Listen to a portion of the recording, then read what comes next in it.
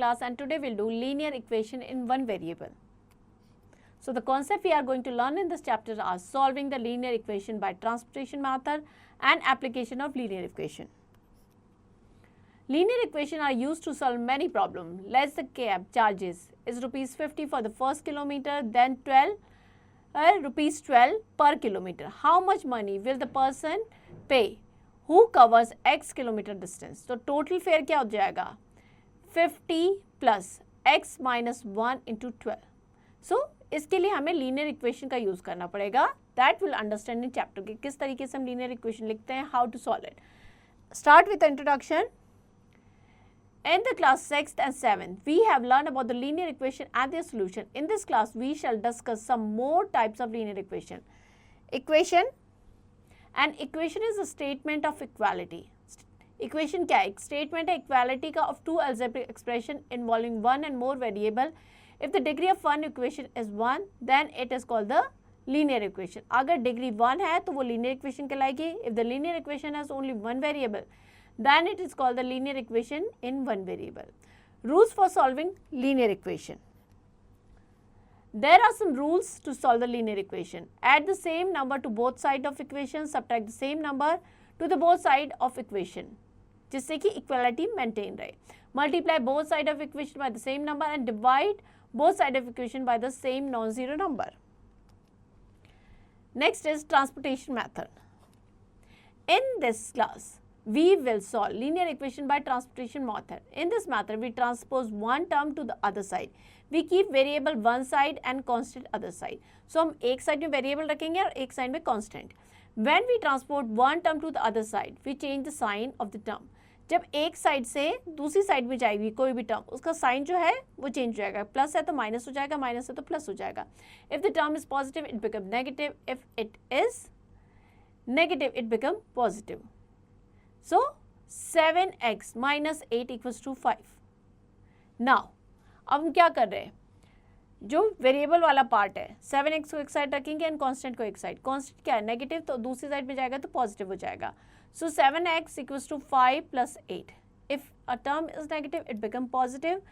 When we transport it to other side, 7x minus 8 equals to क्या हो जाएगा?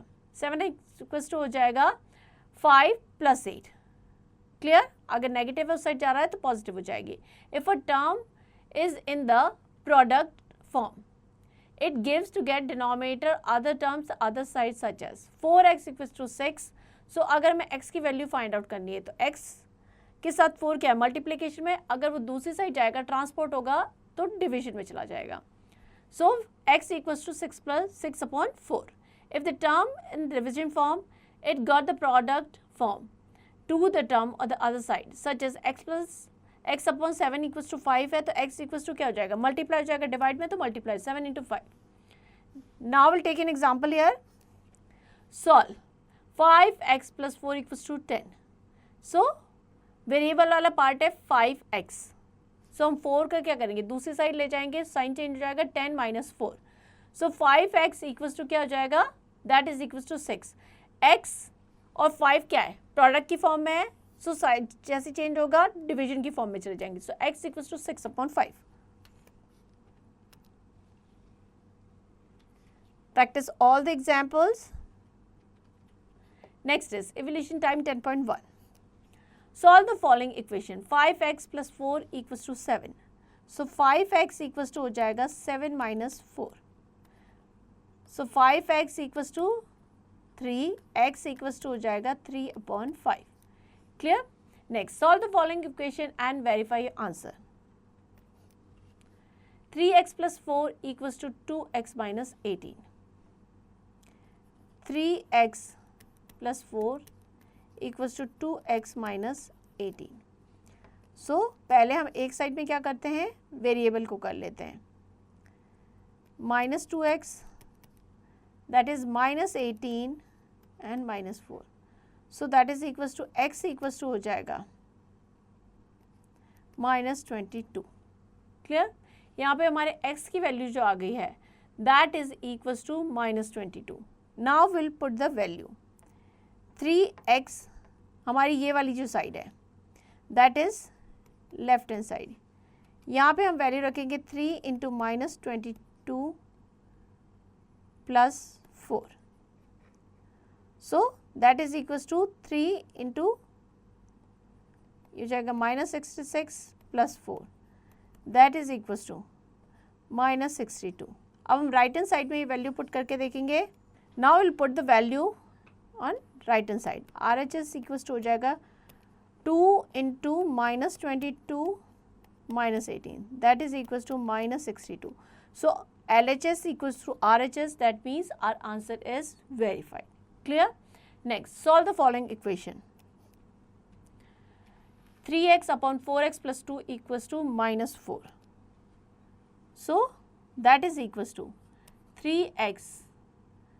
Now, इसके साथ अपॉन में है तो मल्टीप्लाई हो जाएगा 4x plus 2 equals to -4. सो ये दोनों मल्टीप्लाई हो जाएंगे. 3x इक्वल्स टू हो जाएगा -4 इंटू 4x -16x एंड 4 2 ज़ा 8 -8. So 3x plus 16x that is equals to -8. Clear? So ये हो जाएगा 16 plus 3 19x equals to -8. x equals to हो जाएगा -8 upon, so -8 upon 19. Clear? Next, solve the following equation. 2p -6 -5p upon 9p -3 -5p equals to 7 upon 6. So पहले हम bracket डाल लेते हैं. 2p -6 माइनस माइनस हो जाएगा plus 5p upon 9p -3 and plus 5p